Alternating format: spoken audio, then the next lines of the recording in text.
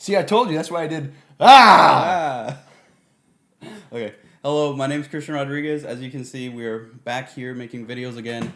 We are the Blue Mood Collective. So if there's any musicians over there that want to do collaborations with us, you can check some of the videos that we've made. There was a project that we did for Christmas that it was Christmas for first of Christmas all the way to the 25th Christmas. First of Christmas. December, yeah. First of the December 1st all the way to Christmas. We've been uploading videos, and that was just a treat to you guys. And also we had the amazing opportunity to play with other musicians. So today we have a new musician. His name is Noah Kapchinske. So tell me something about yourself. Tell the people. Well, thank you for having me, Christian. I'm a big fan of your guitar playing. Thank you. And it's fun to be doing this with you. What was the question?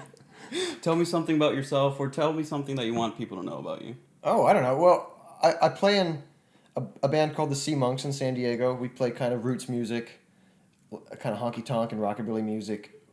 We play all around town. That's kind of my main gig right now. I also play with a punk rock band called the Go Heads and a couple other projects. And just all around San Diego. I'd love to see anybody come out and say hi. So, ever since we've been friends, I've seen that you've played at the House of Blues. That's a big flex. Multiple times. That's true. Although the only time I've actually played the main stage there is with, with you and with the version of that band before you. What's that? Yeah. So I've been knowing Noah for several years. I had the opportunity to meet him and actually play with him. That's how we became great friends, I hope. Of course. Yeah. So a little birdie told me that you made an album. Yeah, I've got two albums out with the Sea Monks. Then I've got an album and an EP out with the Go Heads. So the newest Sea Monks album is called Lost Again. It's mostly original music, a couple covers. Got a few of my friends from the music program we were both a part of are participating on that album. So I'm excited about it. I'm proud of the work done by the band. So what got you the idea of making an album? What was going through your head when you were doing it? Well, we've been playing together with the Sea Monks for several years, and we've come up with some original songs that I'm pretty proud of. And we wanted to, be able to put them out there professionally, and our hope was to maybe, get them noticed by somebody that could help us in our career, which hasn't happened yet. But both of the albums we did with the Sea Monks were nominated for San Diego Music Awards, though, so that's a little bit of publicity. Yeah, so it just an attempt at some publicity, really, and to get those songs recorded. Is there any ups and downs or any changes that you would do to the album now that you did not think about before? Well, anytime you record an album, by the time, at least the way we've been doing it, by the time we put it out, it's been probably close to a year since we started working on the project. So our musicianship has improved over the course of that period. So it's always like, I could have done some of that better if I recorded it again now, but that's just, you can't really think about that too much, or you'll never put anything out there. So, but I'm really happy with the way the record turned out. We got to work with a sound engineer named Alan Sanderson, who has a very impressive resume. It was exciting to work with him on this project. It was fun kind of just walking into a studio. He has these like gold platinum records all over his walls, and this Grammy sitting on his desk. So that was pretty cool working with him. Damn, that's a big flex. The Grammy. Yeah. It's heavier than I thought it would be, too. Is it like solid steel? Brass? Solid something, yeah. Yeah, I didn't do that. Anyways, yeah. As we were. So is there any plans for a future album? Well, it's not cheap making an album, so we kind of got to wait till we pay off the first one as best we can, so that'll be several more gigs. But I would like for the next album to do something a little bit more stripped down anyway. Maybe even try to do a live recording somewhere. Probably still at a studio, but do something kind of more stripped down and live. Because for this last project, it was really fun trying to make it sound really professional but you know, the product ended up being, I think it ended up sounding really professional, but it sounded more polished compared to like our live gigs where the emphasis is definitely on improvisation and kind of the live energy. So I'd like to maybe try to capture that a little bit more with the next record. You know, there was this one day I went to one of your gigs and I liked it. And after that, I mean, I listened to the album. As a musician, I can hear that you've grown a lot. And Good. when I was there that day, everything sounded really good. You should do live recordings. I appreciate that very much. You should do live recordings and do that into an album. Because I know there's many musicians that have done this, like from the 1980s, 1970s, where they like played at pubs and they have it as a recording in their album. I listen to jazz, so it's pretty much all jazz. But some of my favorite albums are live albums. I think of like Johnny Cash at San Quentin or Folsom Prison, and Dale Watson did a great live album in London. Those are some of my favorite records. I would love to do that at some point. But right now we got to work on some more original material before we put out another album. Yeah, you gonna start rapping in the next album? So right now what I'm gonna do, I'm gonna pull out some songs because I actually have the album on my computer. Oh, okay. I want you to talk to me through what you were thinking of when making this this song. So let's see, Lost Again by the Sea Monks. So let's first start with, I can't read that from all over here. Okay, first of all, let's talk about the title, Lost Again. So what were you thinking when doing this album? Well, that is, as far as the album name goes, that's just the title of the title track of our album, a song called Lost Again. That was actually the first song I wrote that I was actually proud of enough to keep. I probably wrote it in 9th grade, maybe. And yeah, so it seemed to be a fitting name to capture the vibe of the album that I was going for. Okay, so the first song here is called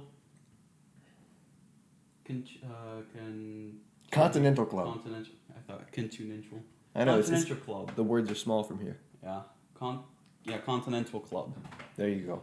So, I can't speak. You should have done your warm-ups. Oh, yeah, I did not.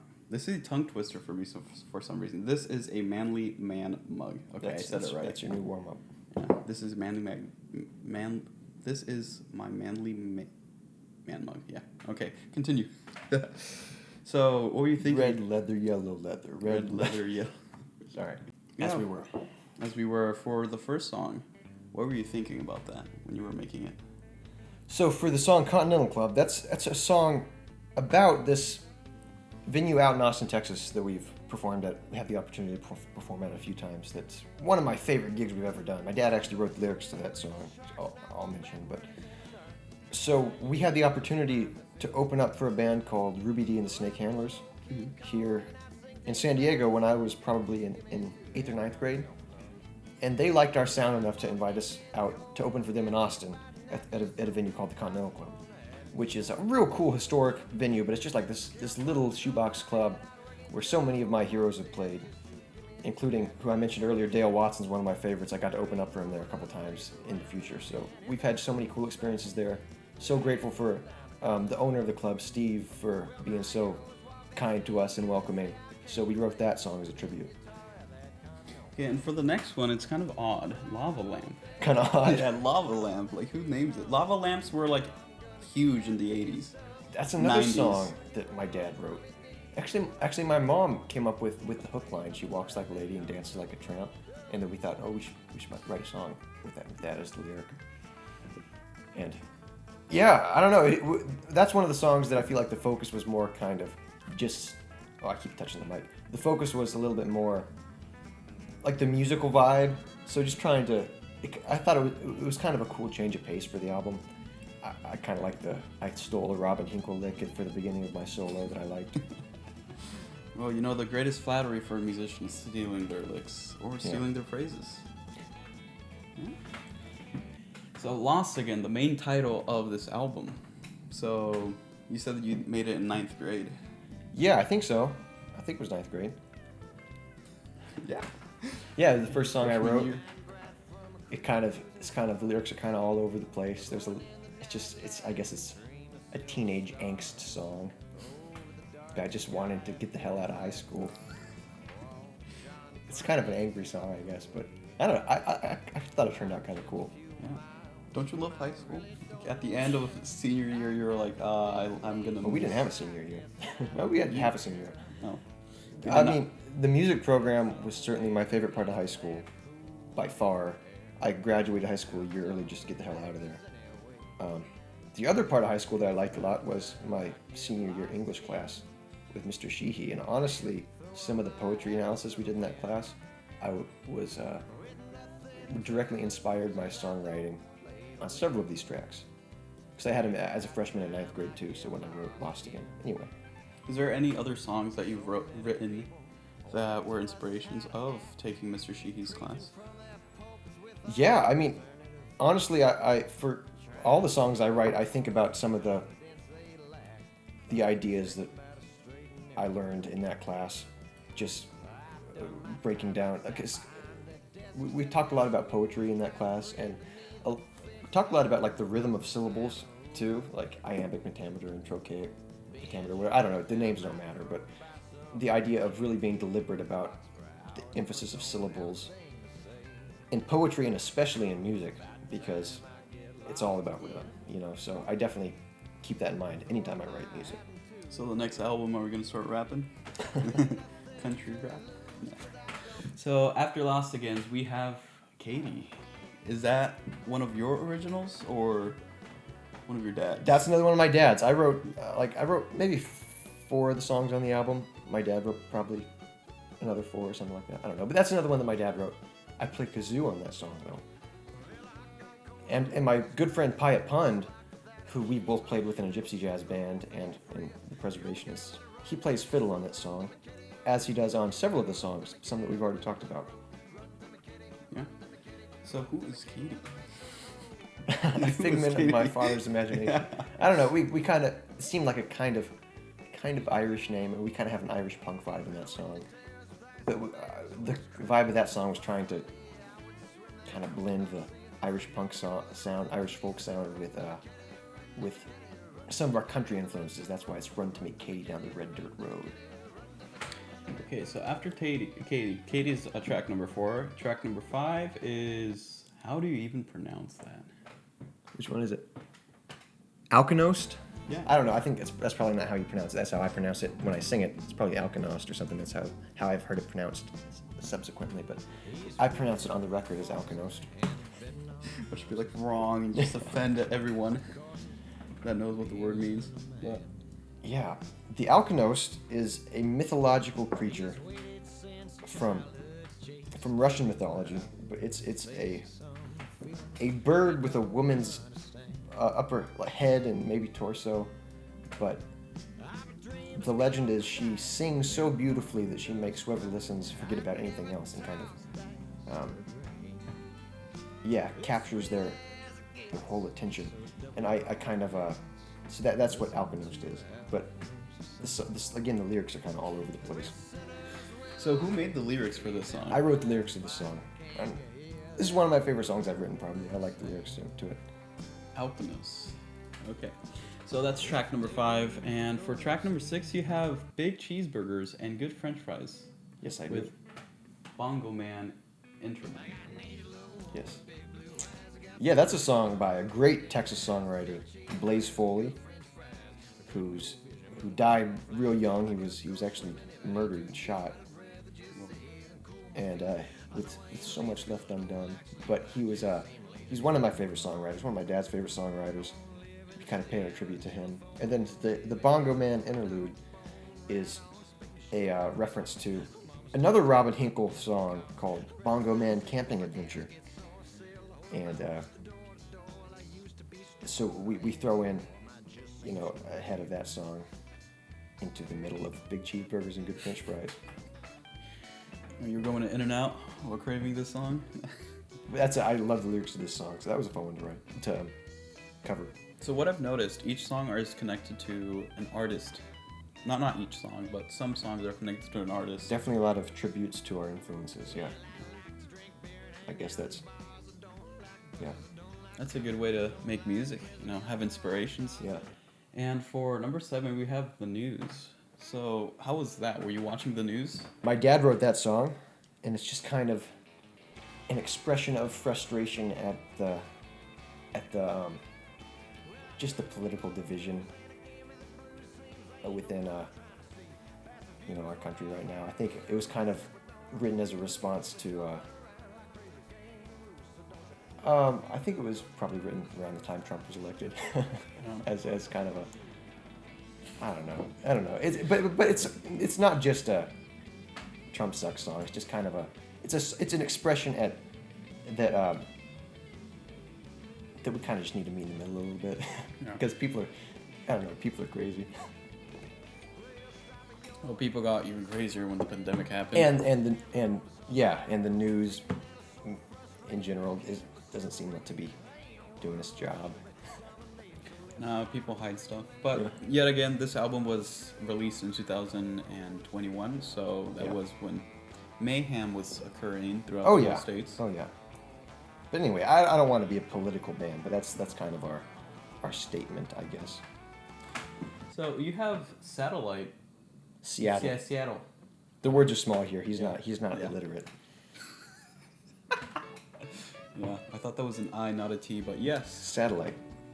Yeah, Seattle. Seattle-lite. Yeah, Seattle. Yeah, that's another song that I wrote.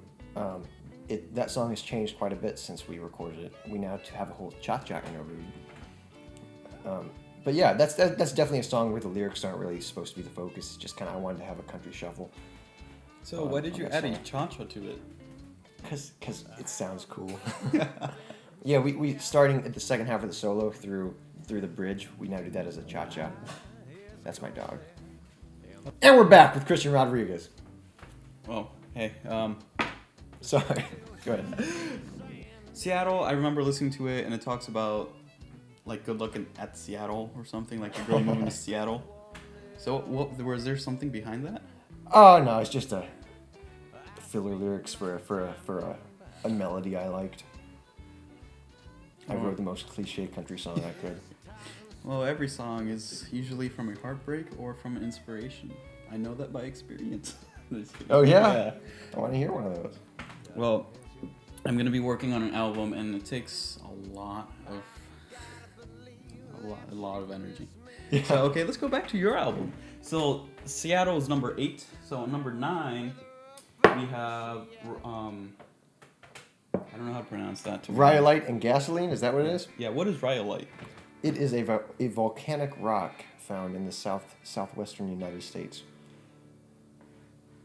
And what does gasoline have to do with that? So rhyolite and gasoline. This is the song that definitely took me the longest to write. I write a song and I write the first draft fairly quickly within a few days, and then I polish it up, running through all the lyrics a couple times. But this song was very deliberate. It took me a long time to go through several drafts for the lyrics of this song. I'm pretty happy with the way it came out, but it's definitely very cryptic. It's not, I don't know, it's not very easy to follow what the meaning is. I know what I think it means. I don't know, it's kind of all over the place. It's one of those songs you have to, I don't know, if you're interested, you can listen to it and try to figure out your own interpretation. Like a painting. Yeah. It can be whatever it is. But I'm really happy with the way this song turned out. I think that's definitely one of the songs that people who've listened to the album and liked the album point out as one of their favorite on the record, which I'm happy with. So that's number 9, by the way. For number 10, we have Jackson. Jackson, we do. Yeah, that's another one that features a good friend of ours from Mission Bay High School in the jazz program, Miss Madeline Lynch. And that's a cover of one of my music heroes, Johnny Cash. And I don't think he wrote the song. He didn't write the song, but Johnny Cash and his wife June Carter, they do the ultimate version of that song. So that's our tribute to my primary musical influence. First, I heard Johnny Cash for the first time when I was 8 years old, I believe. I heard him play Folsom Prison Blues, and that was the moment. That was the epiphany moment where I'm like, I want to be him. I want to do what he's doing. Was this throughout middle school or high school? When I first heard Johnny Cash, Yeah. I was 8 years old. Oh, okay. I think I was 8 years old. Yeah, I was, because my second grade talent show, I played A Boy Named Sue. That was my first taste of performance. It's a Shel Silverstein song covered by Johnny Cash. Start them while they're young. I see. So, Jackson is number 10. So for number 11, we have Mama's Tokus. Mama Tokus. Tokus. So I said Yes. it right. Okay, Mama Tokus. That is a song by my good friend and longtime mentor, guitar teacher, Robin Hinkle. Yeah, and I always liked that song. We definitely changed the song very much. He plays it. He's a great jazz composer, but for most of his gigs, he does kind of a Delta blues style thing with his own, jazz vocabulary in there too. But a lot of kind of Robert Johnson style stuff. So he plays the song very differently than we do. But we wanted to cover it as a tribute to him, and I think it turned out cool. It's definitely our own flavor. What exactly is a tokus? So I guess the Mama Tokus is a real lady. She's a music performer from England. Did not know that. And so he wrote that as the Mama Tokus theme song, and I love the lyrics of the song. So is Mama Tokus more like classical, jazz, or No, she's I guess you'd call her a blues singer, but she's kind of got an eclectic style. I think she's kind of got a witch aesthetic, I guess you'd say, which is kind of why the lyrics of the song are kind of about a voodoo lady. Mama Tokus. Yeah, so like she has a video on YouTube where she found a sheep head somewhere around her house, and she boiled it to just get the skull so that she could put it on her piano. And so there's a lyric in the song: "Where were you, Mama, when the train left the shed? I was standing in the front yard boiling up a sheep head." So yeah, that's that song. Damn, those lyrics are deep. Oh yeah, so those are all the songs that he's done. So that's in total 11. Is that all the songs? Yeah, those are 11 songs. Oh man. So can't they find Lost Again by the Sea Monks? Pretty much any streaming platform. Plus, if you want to get a CD, you can always come to a Sea Monks gig you can find where we're playing at seamonks.com/gigs. I'm gonna have that in the description as well. You can. You gotta clarify some of the Titos, because there's like 2 in San Diego. The Titos? Yeah. Tio Leos? Tio Leos, yeah, Tio Leos. See. It's the one where it's the music venue one, the one on Marina. So I'm gonna have the description down below. I'm also gonna have can they buy it online? Yeah, the virtual version. Yeah, you can download it or you can stream it for free. Yeah, I'm gonna have that there. I'm also gonna put your Instagram. So if there's anyone that is trying to Thank hook you, you sir. up. Yeah. So I hope you liked the video. This is Noah Kapchinske, a really good friend of mine and an inspiration as well. Cause Likewise. damn, I wish I could play like you. Likewise. Yeah. So yeah. Thank you, sir. You're welcome. It's a pleasure. I have nothing but.